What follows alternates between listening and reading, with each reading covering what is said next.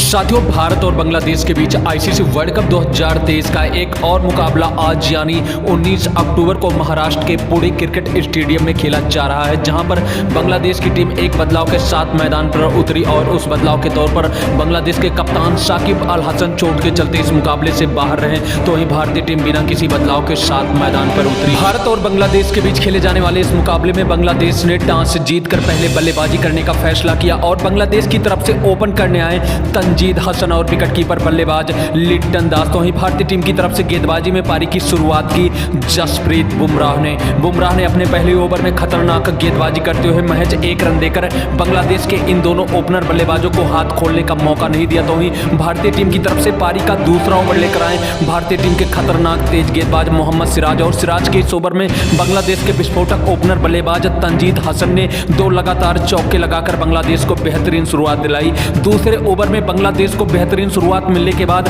बांग्लादेश के ये दोनों ओपनर बल्लेबाज भारतीय गेंदबाजों पर पूरी तरीके से हावी हो गए और फिर क्या जसप्रीत बुमराह और क्या मोहम्मद सिराज और क्या हार्दिक पांड्या, दोनों बल्लेबाजों ने विस्फोटक बल्लेबाजी करते हुए 8 ओवर की समाप्ति तक बांग्लादेश के स्कोर को 50 रनों के पार पहुंचा दिया। इसी दौरान भारतीय टीम की तरफ से पारी का 10वां ओवर लेकर आए शार्दुल ठाकुर के एक ही ओवर में तंजीद हसन ने 2 गगनचुंबी छक्के सहित कुल 20 रन ठोककर भारतीय गेंदबाजों की लाइन और लेंथ को बिगाड़ कर न सिर्फ महज 42 गेंदों पर 5 चौकिया और 3 छक्कों की मदद से इस आईसीसी वर्ल्ड कप का अपना पहला अर्धशतक लगाया, बल्कि महज 14 ही ओवर में बांग्लादेश के स्कोर को 100 रनों के करीब पहुंचा दिया। लेकिन इसी बीच भारतीय टीम की तरफ से पारी का 15वां ओवर लेकर आए भारतीय टीम के विकेट टेकर गेंदबाज कुलदीप यादव ने खतरनाक अंदाज में दिख रहे तंजीद अहमद को एलबीडब्ल्यू आउट करके कुलदीप यादव ने भारतीय टीम को बड़ी सफलता दिलाई। तंजीद जिस समय आउट हुए उस समय बांग्लादेश का स्कोर था 93 रन। तंजीद ने 43 गेंदों पर 53 रनों की पारी खेली थी। तंजीद के आउट हो जाने के बाद बांग्लादेश की तरफ से 3 नंबर पर बल्लेबाजी करने आए बांग्लादेश के कप्तान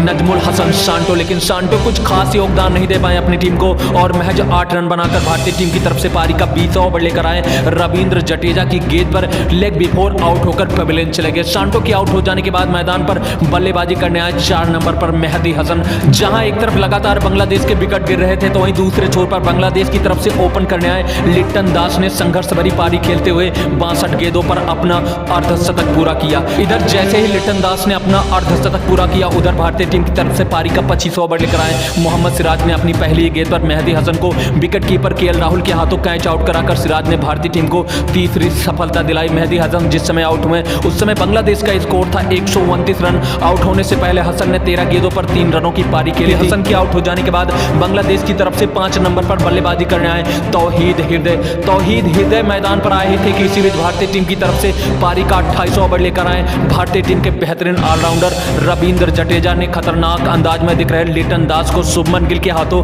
कैच आउट कराकर रविंद्र जडेजा ने भारतीय टीम को चौथी सफलता दिलाई। लिट्टन दास जिस समय आउट हुए उस समय बांग्लादेश का स्कोर था 137 रन। दास ने आउट होने से पहले 82 गेंदों पर 7 चौकों की मदद से 66 रनों की पारी खेली थी। लिट्टन दास के आउट हो जाने के बाद मैदान पर बल्लेबाजी करने आए बांग्लादेश के सबसे एक्सपीरियंस खिलाड़ी मुशफिकुर रहीम। जहां 93 रनों तक बांग्लादेश का कोई भी विकेट नहीं गिरा था, तो वहीं बांग्लादेश का स्कोर 138 रन पहुंचते बांग्लादेश के 4 बड़े खिलाड़ी आउट होकर पवेलियन जा चुके थे। 137 से 38 रनों तक पहुंचते बांग्लादेश के 4 खिलाड़ी आउट होकर मैदान से बाहर जा चुके थे। बांग्लादेश पूरी तरीके से दबाव में थी, लेकिन उसके बाद रहीम और तौफीक ने मुश्किल भरी सिचुएशन में 40 रनों की पार्टनरशिप करके बांग्लादेश के स्कोर को 180 रनों के करीब पहुंचा दिया। लेकिन इसी बीच जब बांग्लादेश का स्कोर 179 रन था, तभी भारतीय टीम की तरफ से पारी का 38वां ओवर लेकर आए शार्दुल ठाकुर ने तौफीक हृदय को शुभम गिल के हाथों कैच आउट कराकर बांग्लादेश को 5वां झटका दिया। तौफीक हृदय ने आउट होने से पहले 35 गेंदों पर संघर्ष भरी 16 रनों की पारी खेली थी।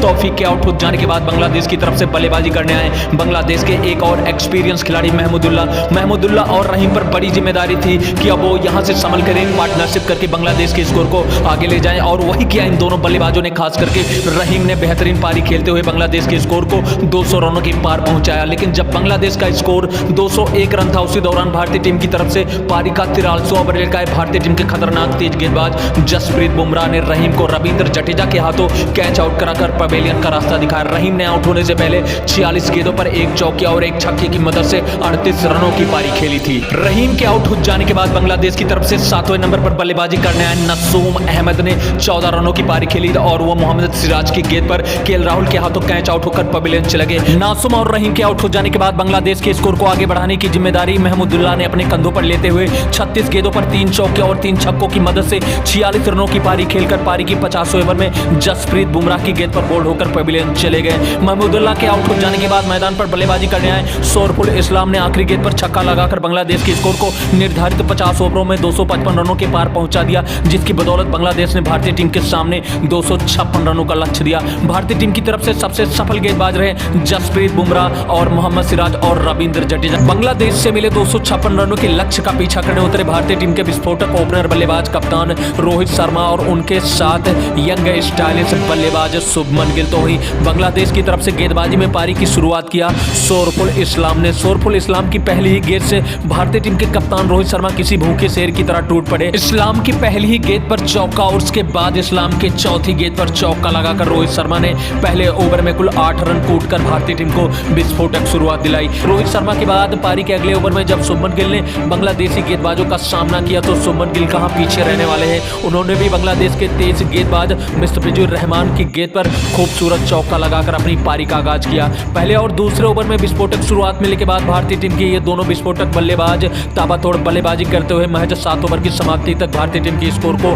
50 रनों के पार पहुंचा दिए। कप्तान रोहित शर्मा और शुभमन गिल की बल्लेबाजी को देखकर ऐसा लग रहा था कि जैसे ये दोनों बल्लेबाज कोई एक दिवसीय मुकाबला नहीं बल्कि T20 मुकाबला खेल रहे हो। भारतीय टीम के ये दोनों बल्लेबाज चौके और छक्कों की बारिश करते हुए भारतीय टीम के स्कोर को तेजी के साथ 100 रनों की तरफ ले जा रहे थे, लेकिन इसी दौरान बांग्लादेश की तरफ से पारी का 13वां ओवर लेकर आए हसन मसूद ने भारतीय टीम के कप्तान रोहित शर्मा को तौफीक हृदय के हाथों कैच आउट कराकर पवेलियन का रास्ता दिखाया, जिसमें कप्तान रोहित शर्मा आउट हुए। उस समय भारतीय टीम का स्कोर था 84 रन। कप्तान रोहित शर्मा ने 40 गेंदों पर 7 चौके और 2 छक्कों की मदद से 48 रनों की पारी खेली थी। रोहित शर्मा के बल्ले से निकले 48 रनों में 40 रन तो रोहित शर्मा ने चौके और छक्कों से बनाया था। रोहित शर्मा के आउट हो जाने के बाद मैदान पर बल्लेबाजी करने आए भारतीय टीम के सबसे भरोसेमंद और क्रिकेट जगत के किंग कहे जाने वाले मिस्टर परफेक्ट विराट कोहली। और विराट कोहली ने भी मैदान पर आने के बाद रोहित शर्मा की तरह अपने पारी की शुरुआत पहले चौके और उसकी अगली ही गेंद पर छक्के के साथ किया। रोहित शर्मा के आउट हो जाने के बाद भारतीय टीम के स्कोर को आगे ले जाने की जिम्मेदारी विराट कोहली और